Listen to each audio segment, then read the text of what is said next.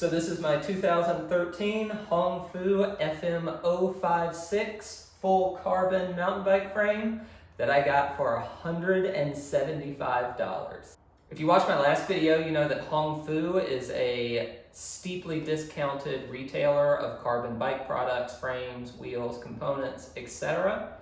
And about 10 years ago, I wanted to upgrade from my performance bike aluminum mountain bike, but I was working my first job making pennies on the dollar and just didn't have a lot to spend. My whole build budget was going to be about $1,200.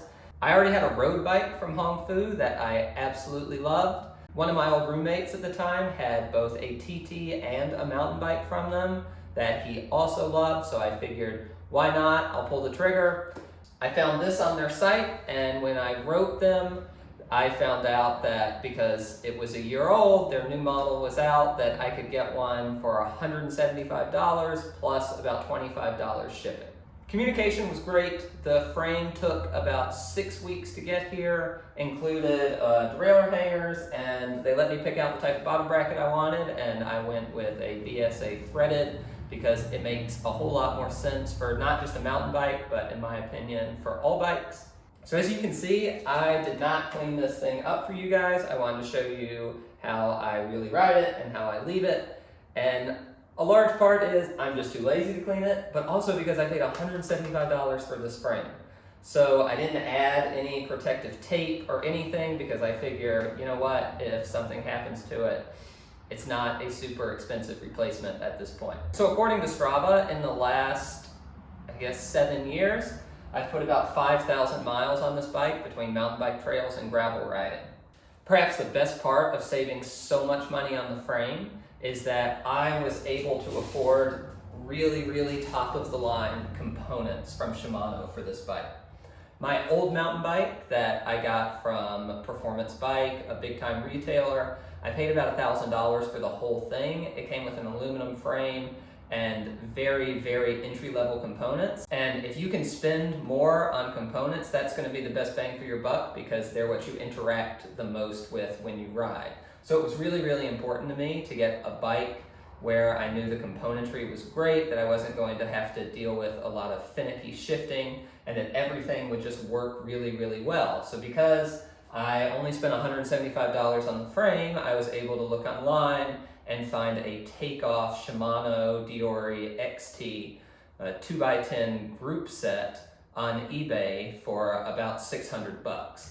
And that fit right into my budget, and that gave me almost Shimano's highest level of componentry at the time. If you're a roadie, think of it as getting Shimano Tegra taken off of a show bike for a steep discount. I did the exact same thing for a fork. I found a pre-cut takeoff fork, which you can save if you shop around online. You can save 30 to 50% on a new fork if you're willing to get one that's pre-cut, a year old, and taken off of a showroom bike. So I got a much nicer fork than I would have been able to afford if I had gone through a normal retailer. But because I searched around, I was able to find a takeoff fork for about $200. And again, that fit right into my budget and gave me a huge upgrade over the entry-level bike I was riding before this. Aluminum bars, aluminum stem, you'll find that most aluminum bars and aluminum stems really don't weigh much more than carbon bars or carbon stems, and they cost a fraction of the price. So I just went with some entry-level aluminum bars and an entry-level aluminum stem to save a little bit of money. It added just a tiny amount of weight, but bang for your buck. This is not where you want to be spending a lot of money on carbon components. I got a used set of aluminum wheels on eBay because wheels take such a beating and are really, really expensive. So I went ahead and got aluminum wheels so I could, like I said, ride the shit out of the bike and afford to replace stuff as I break it.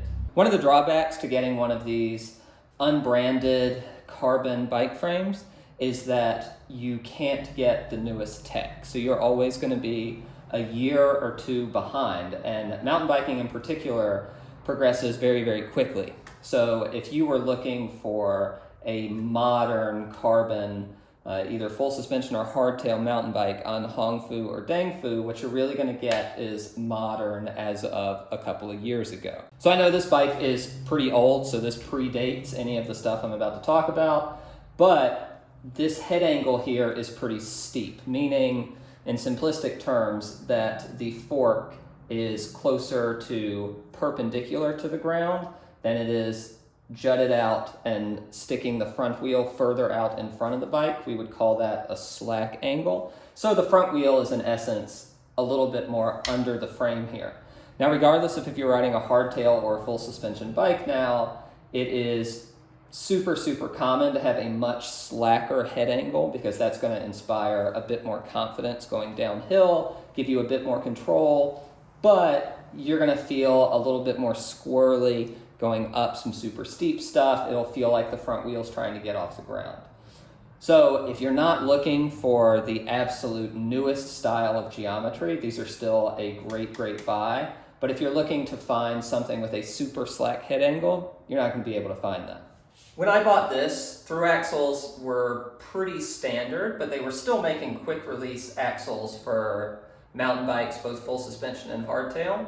And at the time, I went with quick release because it was being phased out, so I saved a bunch of money on the frame, I saved money on the takeoff fork. I wish I had gone with through axle. They're a lot stiffer. The ride quality is just so much better on a through axle fork and a through axle rear, but at the time I was trying to save money, and I did save a few $100s by getting quick release. Now, you still can get these unbranded frames with quick release axles, both front and rear. But at the same time, you can get these with some of the newer tech that when I bought this, they just didn't make yet. It was being made by major manufacturers, but not yet by unbranded carbon Chinese companies. So you can get a Boost or even a Boost Plus equipped bike from Hongfu and Dangfu now. And what that essentially is a widened front fork with a thicker diameter through axle. It's going to give you even more stability and more stiffness in the front end than the upgrade from a quick release to a standard through axle. Aside from the cost and being able to ride it without really worrying about losing a fortune if something were to happen to it, my favorite part about this bike has been its versatility. Right now I have it set up for pretty mellow cross-country trails. I am not at all the best technical mountain biker in the world, so I don't do anything really gnarly on this bike. For that, you're gonna want a full suspension or something with a slacker head angle. But this thing handles 95% of the trails I've ridden on it just fine, set up the way it is. Now, if I wanna have a bit more control, if I'm doing something with steeper downhills and more technical downhills, all I do is I switch out the stem for a much shorter stem. I got a shorter stem for like $30 online. It's a simple swap to make. And it gives me more control over the front end and more confidence going down steep stuff. At the same time, last year I did a 5-day, 400-mile gravel race through Central Oregon called the Oregon Trail Gravel Grinder. And I rode this bad boy just by putting on some road clipless pedals and getting some 700C gravel tires. Fun fact, 29er rims are the same diameter as 700C rims or your road rims.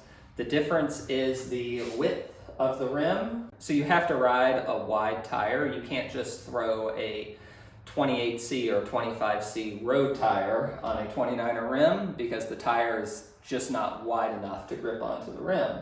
But these are 40C gravel tires. They fit just great on these rims. So if I want to do a week of gravel riding or a weekend of gravel riding, all I do is I swap out these tires for some gravel tires. And I've got a gravel bike, albeit with front suspension, that's going to add about 1.5 pounds or 2 pounds over a carbon rigid fork. But I've got a gravel bike that's extremely similar to current gravel bike geometry. I absolutely love this bike. I didn't have any issues with communication or shipping or quality. So if you're looking to save a bunch of money, I mean, the total build was a little under $1,300. everything. I put it together myself. I did all the maintenance myself. If you're thinking of getting your own unbranded carbon frame to save a bunch of money, go ahead, watch this video where I walk you through the pros and cons of the different companies, different manufacturers, and how to go about figuring out which one is best for you, so you can make an informed decision about whether or not you want to go this route.